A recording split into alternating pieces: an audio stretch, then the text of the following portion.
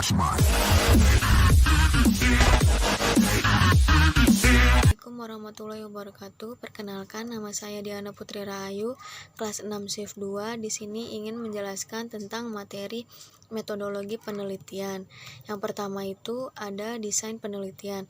Desain penelitian adalah rancangan penelitian yang menjelaskan berbagai cara yang digunakan untuk menjawab permasalahan penelitian.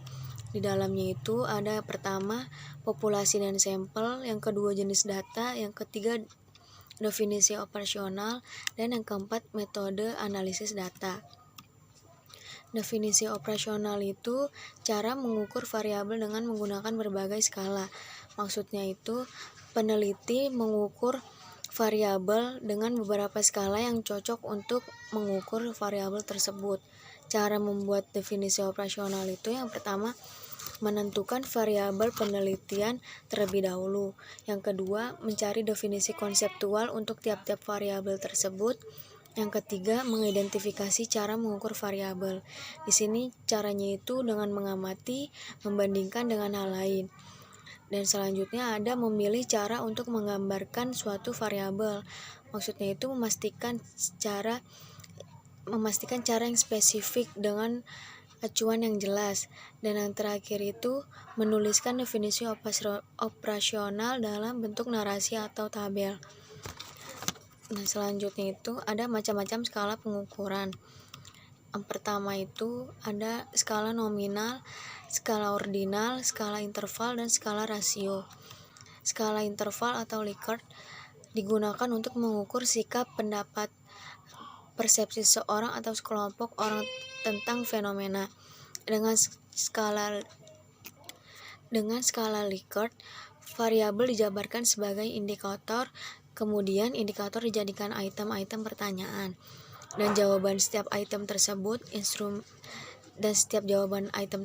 mempunyai gradasi dari sangat positif sampai sangat negatif.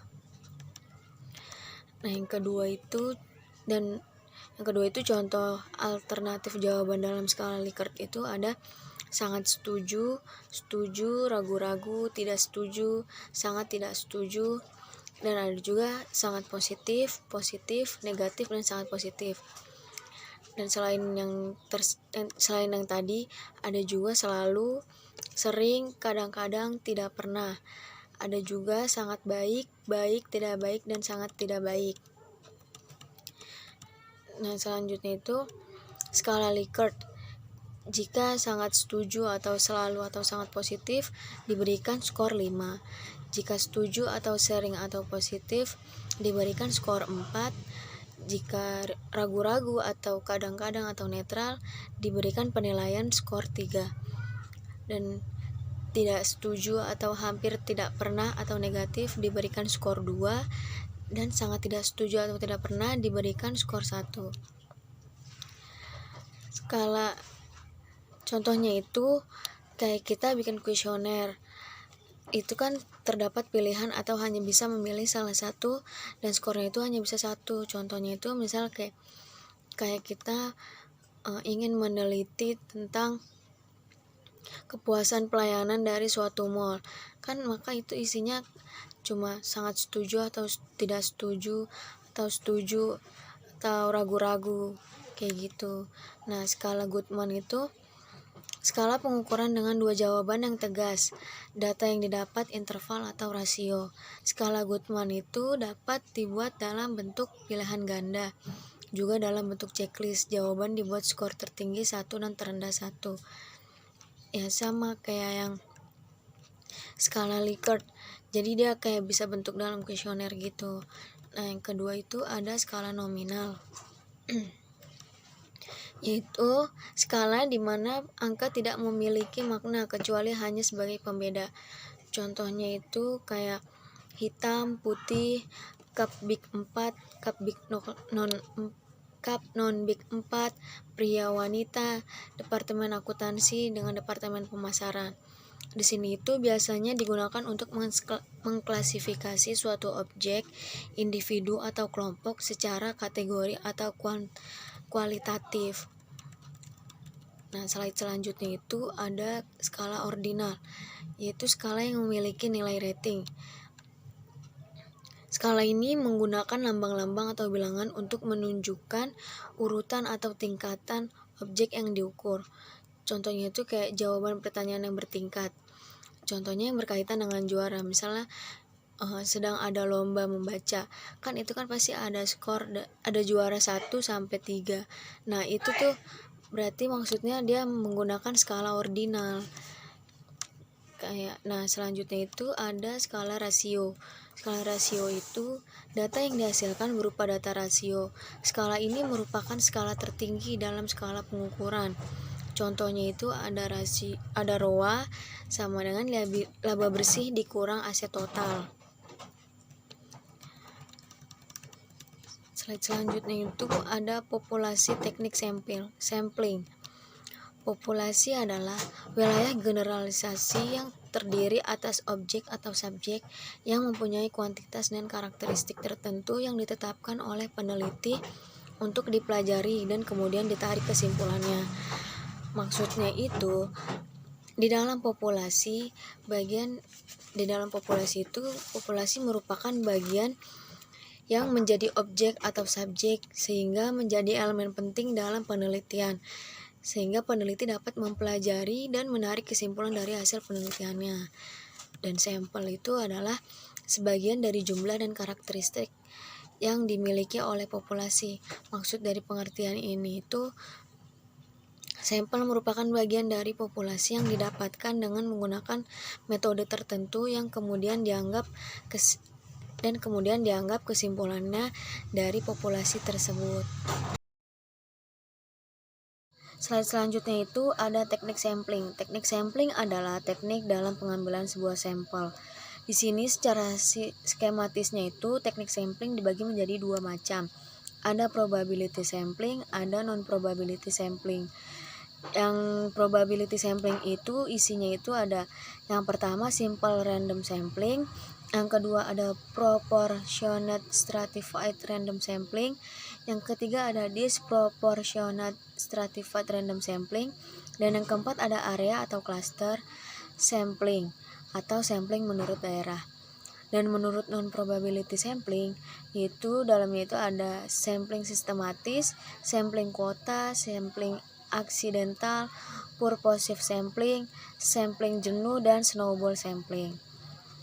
Nah yang pertama itu probability sampling adalah teknik sampling yang memberikan peluang yang sama bagi setiap unsur atau anggota populasi untuk dipilih menjadi anggota sampel. Teknik ini meliputi yang pertama ada simple random sampling. Mengapa dikatakan simple random sampling itu? Karena pengambilan sampel anggota populasi dilakukan secara acak tanpa memperhatikan strata yang ada dalam populasi tersebut. Cara demikian dilakukan bila anggota populasi dianggap homogen. Maksud dari pengertiannya ini, data dari suatu populasi itu harus cukup lengkap, dan dari populasi itu kita dapat memilih secara acak yang akan kita jadikan sampel. Cara menentukannya itu dengan yang pertama menentukan populasi yang akan kita jadikan target riset pasar. Yang kedua itu menghitung jumlah responden yang dibutuhkan. Yang ketiga itu melakukan pemilihan responden secara acak, dan yang terakhir itu mengumpulkan data yang didapatkan dari responden dan menganalisanya. Nah, di sini kan ada sebuah gambar. Dari gambar ini kita bisa melihat populasi ini memiliki data yang cukup jelas dengan penelitian yang kita teliti. Dan dari populasi ini kita bisa mengambil secara acak untuk mendapatkan sampel yang kita inginkan. Jadi dari populasi yang udah jelas datanya ini, kita ambil beberapa orang untuk dijadikan sampel gitu. Nah, terus yang kedua itu ada proportionate stratified random sampling, yaitu teknik yang digunakan bila populasi mempunyai anggota atau unsur yang tidak homogen dan berstrata secara proporsional. Di sini itu berarti dia memiliki strata atau tingkatan pada suatu unsur. Contohnya itu kayak suatu organisasi yang mempunyai pegawai dari latar belakang pendidikan, maka populasi pegawai itu berstrata. Nah, di gambar ini kan kita udah jelas nih, di sini ada S1 sebanyak 50 orang, SM sebanyak 300 orang, SMK 500 orang, SMP 100 orang, dan SD 50 orang. Ini tuh kita ambil dari sebuah populasi, dan populasi ini itu sudah berstrata proporsional. Nah, di dalamnya ini kita bisa mengambil sampel untuk kita lakukan dalam melakukan penelitian. Nah, setelah kita ambil nih beberapa orang ini dari sampel, baru nih nanti kita melakukan penelitian. Kan contohnya itu kayak S1 itu 14 orang, SM itu 85 orang, SMK 139 orang, SMP 28 orang, dan SD 14 orang. 14, 85, 139, 28, dan 14 ini itu adalah sebuah sampel dari populasi yang udah kita teliti gitu. Nah, selanjutnya itu ada disproportionate stratified random sampling. Di sini itu digunakan untuk menentukan jumlah sampel bila populasi strata tetapi dia kurang proporsional. Maksudnya itu dia itu sama kayak yang tadi proportionate stratified random sampling. Cuma dia itu bedanya dia populasinya itu kurang proporsional gitu, sedangkan proportionate stratified random itu kan tadi dia populasinya udah proporsional gitu. Nah, contohnya itu kayak di sini pegawai dari PT tertentu mempunyai lulusan S3 3 orang, S2 4 orang, S1 90 orang, SMU 800 orang, SMP 700 orang. Maka 3 orang lulusan S3 dan 4 orang S2 itu diambil semuanya sebagai sampel, karena dua kelompok itu terlalu kecil bila dibandingkan dengan kelompok S1, SMU, dan SMP. Nah, contoh lainnya itu kayak di perusahaan. Misalnya nih dia punya 4 departemen. Departemen keuangan, departemen manajemen, departemen industri, departemen produksi gitu kan. Nah, misalnya departemen keuangan ini ada 10 orang, departemen manajemen ini ada 6 orang, departemen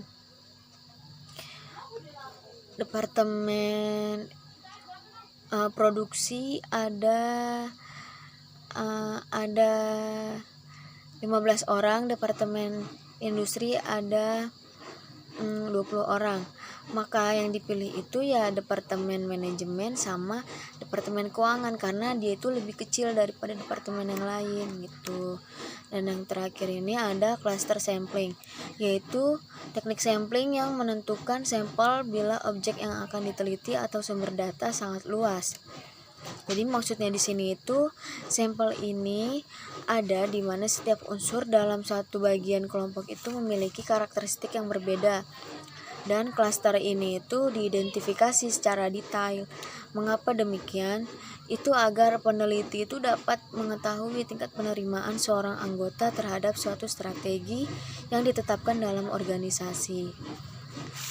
Nah, di sini itu ada nih contohnya, yaitu penduduk dari suatu negara, populasi, dan kabupaten untuk menentukan penduduk mana yang akan dijadikan sumber data pengambilan sampel berdasarkan daerah populasi yang ditetapkan.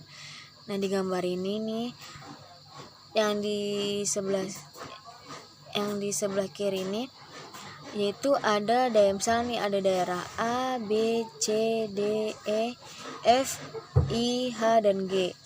Nah, ini itu kan masih populasi daerah. Di sini itu kita pilih secara acak nih untuk menentukan siapa sih sampel kita ini gitu kan. Nah, di sini itu tahap pertamanya itu ada dari daerah A, C, D, F, dan G. Dan itu masuk ke daerah sampel gitu kan, sampel daerah.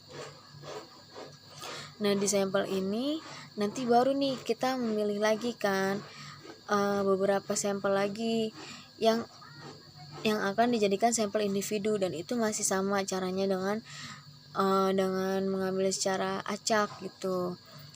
Misalnya di sini jadinya sampel individunya adanya daerah A dan C gitu, atau daerah C doang gitu. Ability sampling yaitu Teknik yang tidak memberi peluang atau kesempatan sama bagi setiap unsur atau anggota populasi yang dipilih menjadi sampel. Contoh jenis-jenisnya itu yang pertama ada sampling sistematis. Sampling sistematis itu teknik penentuan sampel berdasarkan urutan dari anggota populasi yang telah diberi nomor urutnya. Misalnya itu ada anggota populasi yang terdiri dari 100 orang. Dari semua anggota itu diberi nomor urut, yaitu nomor 1 sampai dengan nomor 100.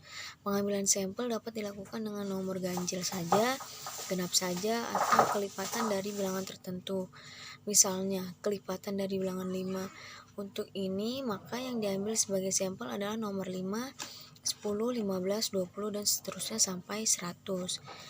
Contoh lain dari sampling sistematis ini, yaitu seorang peneliti ingin meneliti pola konsumsi mahasiswa Fakultas Ekonomi di suatu universitas. Jumlah total populasinya itu ada 1.000 mahasiswa. Peneliti ingin melakukan survei pada 100 mahasiswa saja. Teknik sampling yang dilakukan itu pertama-tama peneliti merencanakan. Misalnya sampel yang diambil adalah daftar nomor urut ke-10 dan kelipatannya itu seperti 20, 30, 40 dan seterusnya sampai 1.000. Lalu peneliti mengacak daftar 1.000 nomor yang semula berurutan. Setelah diacak, dilihat kembali dan ada salah satu atau beberapa nama yang berada di urutan dan nomor 10 dan kelipatannya diambil sebagai sampel. Dan yang kedua itu ada sampling kuota, yaitu teknik untuk menentukan sampel dari populasi yang mempunyai ciri-ciri tertentu sampai jumlah kuota yang diinginkan. Sebagai contohnya itu akan melakukan penelitian terhadap pegawai golongan 11 dan penelitian dilakukan secara kelompok. Setelah jumlah sampel ditentukan 100 dan jumlah anggota peneliti berjumlah 5 orang, maka setiap anggota peneliti dapat memilih sampel secara bebas sesuai dengan karakteristik yang ditentukan golongan 11 sebanyak 20 orang. Maksudnya ini si peneliti meneliti pegawai golongan 11 dan peneliti ini melakukan secara kelompok. Jumlahnya itu ditentukan sebanyak 100 dan jumlah anggotanya itu ada 5 orang. Maka setiap anggota itu dapat memilih sampel sebanyak 20 orang secara bebas.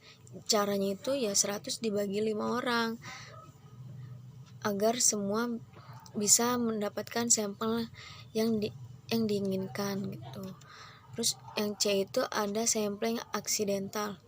Sampling aksidental itu adalah teknik penentuan sampel berdasarkan kebetulan, yaitu siapa saja yang secara kebetulan bertemu dengan peneliti dapat digunakan sebagai sampel bila dipandang orang yang kebetulan ditemui itu cocok sebagai sumber data.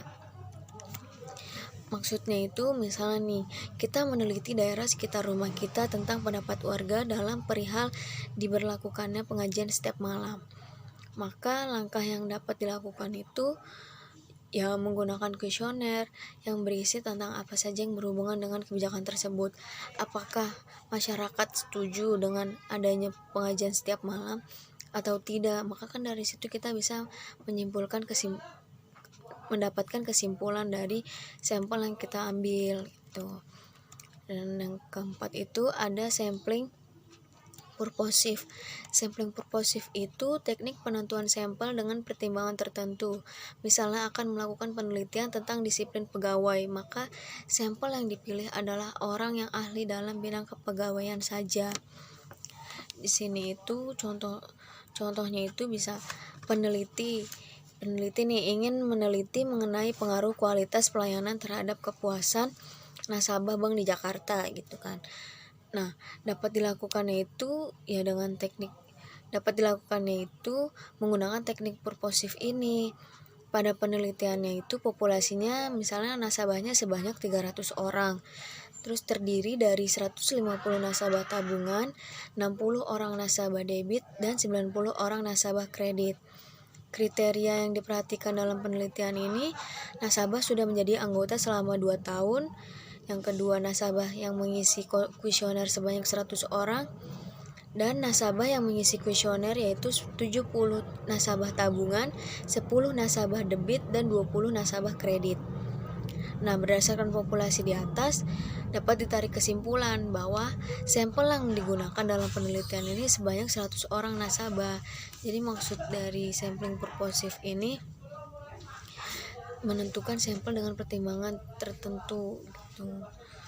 Terus yang itu ada sampling jenuh. Sampling jenuh itu teknik penentuan sampel bila semua anggota populasi digunakan sebagai sampel. Hal ini sering dilakukan bila jumlah populasi relatif kecil, kurang dari 30 orang. Istilah lain sampel jenuh adalah sensus, di mana semua anggota populasi dijadikan sampel. Contohnya itu bisa peneliti nih akan melakukan penelitian tentang kinerja karyawan sebuah online shop. Nah, karena staf online shop itu cuma 20 orang, maka ya seluruh staf online shop itu yang menjadi sampel penelitiannya. Kayak contoh lain misalnya kayak di satu kelas. Di satu kelas itu ingin menentukan ketua kelas. Nah, maka semua anggota siswa itu yaitu sampel penelitiannya gitu. Dan yang terakhir ada snowball sampling. Snowball sampling itu teknik penentuan sampel yang mula-mula jumlahnya kecil. Kemudian sampel ini disuruh memilih teman-temannya untuk dijadikan sampel. Begitu seterusnya. Sehingga jumlah sampel semakin banyak. Ibarat bola salju yang menggelinding, makin lama semakin besar. Pada penelitian kualitatif banyak menggunakan sampel purposif dan snowball. Maksud dari penjelasan ini yaitu sama aja saat kita ingin meneliti sebuah penyakit, contohnya HIV nih. Pasti kita akan mencari beberapa orang yang akan kita tanyakan mengenai penyakit tersebut.